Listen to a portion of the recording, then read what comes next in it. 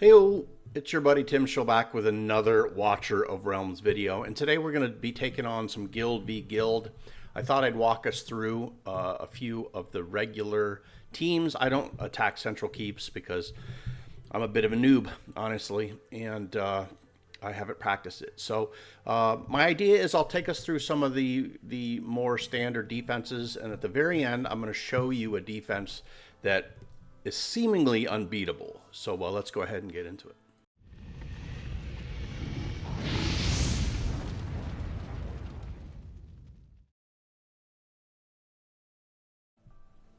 All right, well, welcome back and thanks for tuning in.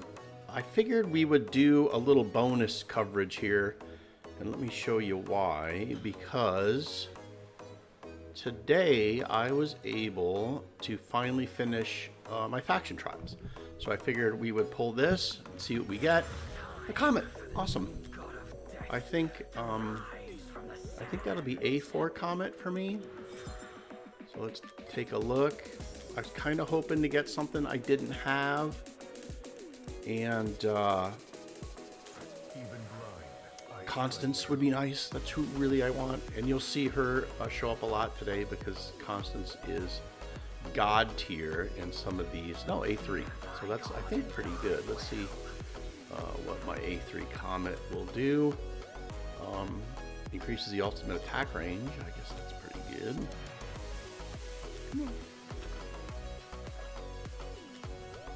That's pretty good. And then I figured as part of the bonus coverage, we will also pull some of the large, what do you call them, gleaming meteorites, I think, which is the these guys, what are they called? Yeah, gleaming meteorites. So I've saved up 684. You get a bunch in that Void Rift epilogue that I've just finished 50% on, but am stuck pretty hard on that last one. And no exclusives, but a Tear of Twilight, an Unfortunate Skull. Not terrible. A couple of Flux Pennants. Anyway, okay. So what I'm going to do, because this can be a bit sensitive, is I'm going to try to protect the folks I'm fighting in the friendly face-offs. We will pick up the fight on initiation of the fight rather than showing the names and so forth. So let's go ahead and get to our first fight. Okay, so let's look at our first defense, and this is a pretty standard defense in this season of Guild v Guild, where you have a tank, you have some kind of CC and damage dealer, although this isn't a great spot for her, as we'll see in a second. And then you have a damage dealer and a healer. Sometimes things are switched up here, but I don't believe you ever want to keep things in parallel like this, because you're about to see why. What we're going to do is we're going to bring bookkeepers in. We're going to take out that Mari, put some damage on the Horrors, let her ult go down, and then we'll bring in our rare tank killers who should just kind of clean everybody up, and then we'll run in and probably win pretty easy. So we'll go ahead and let this get to 10, and then we'll drop our bookkeepers, and we're going to take out that Mari and possibly even the Horrors, but maybe not. So let's see how this goes. And then once her ult is almost finished, and his ult as well, so there goes Mari. So loss of, and then so these two are going to go ahead and do all their stuff, and once that is over, we're going to go ahead and drop 2 tank killers.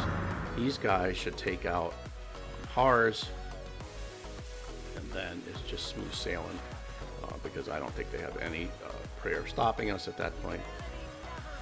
Yeah, Hars is just such a pain. Look, oh, that's yeah, that's Valkyria keeping up. Yeah, so they're all at this point. Yeah, it's over.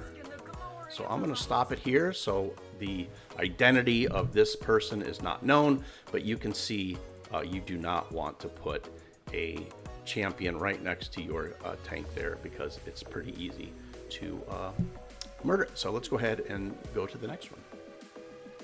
Okay, so here's fight number 2, the old nightmare crowd into a corner and force you to pick your poison. So what we're going to do is I think we're going to run in some dogs right off the bat and try to coax everyone's ultimate out.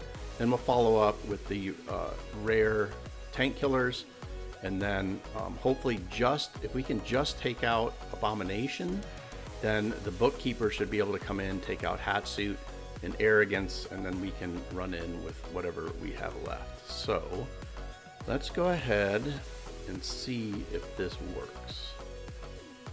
So we have enough cost to run in the dogs. So let's do that. And then really we're looking at Arrogance here, because she's going to go, he's going to go, but we need Arrogance to go. So she went, yeah.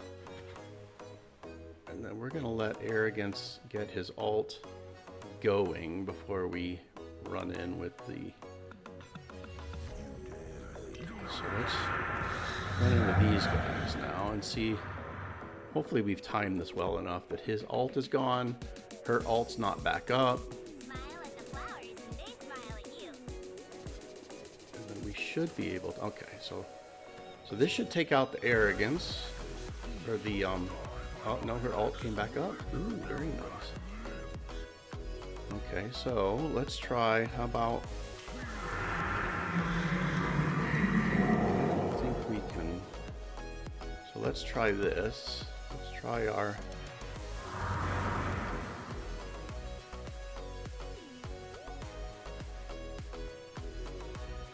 Try our Assassins and Axe Slaughterers.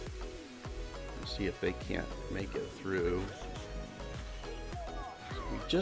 So we just have to kill the Arrogance, and then I think I can bring in the bookkeepers. Are we gonna have enough time? We'll see.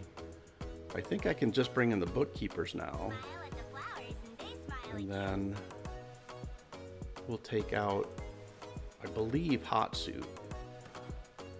Yeah, okay, she's dead. Come on. Dead. Okay, so we should be able to run dogs in now. Oh, shoot. Yeah. So that should have got it. All right, fight number 3, and another variation of this corner is sticking a fighter in this alcove here, which is a pretty good idea, because what'll happen is the champions are going to target this guy. So he's pretty safe to kind of go ahead and just do his damage. Now what I'm going to do is I'm going to try to drop in my rare killers to get Brokir's passive down, and then we're going to run in with Axe Slaughterers and Assassins to try to just kind of brute force our way in, and then we can follow up with some bookkeepers if we have to do some range damage as we go. So let's go ahead and see if this works. So click on him right away. It's a little slower than I wanted. What makes this tough is the distance these guys have to go, where before I could do this easily, but now it takes them so long to get there. All their ults are up by the time they get there, which is kind of the point of this thing. So let's see if they're able to get enough damage in. Okay, so we did get his passive, so that's all we really wanted. So now what we'll do is we'll just go ahead and click on him again. We'll do our Axe Slaughterers and Assassins. And they should just about take out who we need to take out. We should get Brokir here, I believe. So there's his ult. No one's ult is up yet, which is good. He should be, okay, so Lily saved him, but he should go down here. Okay, there he goes. And there goes her. And so once he goes, it's pretty easy. Then obviously you just follow up with some other folks. So that was the third iteration. All right, so let's talk about the last setup, which I think is the best. And I'm also going to use this as an opportunity to talk about the team that I don't think is beatable. I've tried everything to beat this team, and I can't do it. Now, these champions are not interchangeable, although you can interchange Brokir for Regulus if you want, but you need a Pope, you need a Constance, you need a Valkyra, and Lily, obviously, because basically what happens is you have so much healing and revive, right? You have Valkyria's revive, you have Lily's revive, you have the tank's revive, and then the damage getting put out, and then the healing, obviously, between Constance and Lily, and then her inspiration is really pretty amazing. So I don't really, like, I'll run this team at them just to show you.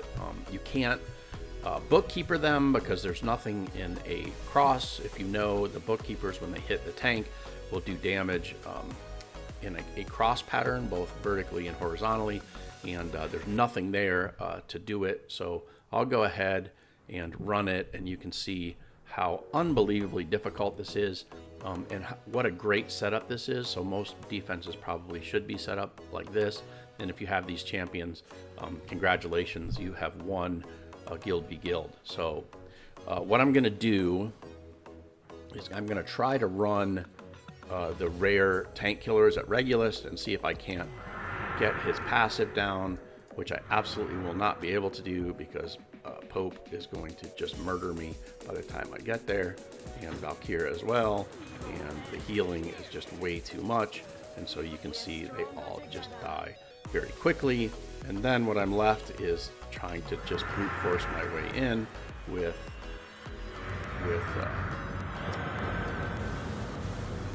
axe slaughterers and assassins who just take a beating from Pope on their way up there. And then Regulus has about 14 revives and tons of healing, and we can't really even put a dent in him. And then we will obviously try that again, and because there's no give up, right? So we give this a shot again, and then we are just stuck. Just absolutely stuck. Now, the only thing that I could get one dog through if I ran a Maul team. You can see it's just an effort and futility, and then I'll even run bookkeepers at him, but bookkeepers don't do anything to tanks because they're just, and I put him in bad, and Pope just does damage like crazy, and there's just nothing. I can't figure it out. If you can figure it out, let me know, but we will just let that go for that. So that is my take on Guild v Guild. Let me know what you think. I'm curious if there's other strategies out there, and I'll be interested to see how this evolves over the course of time as people get better and better at Guild v Guild. But as usual, please be kind to one another, and God bless.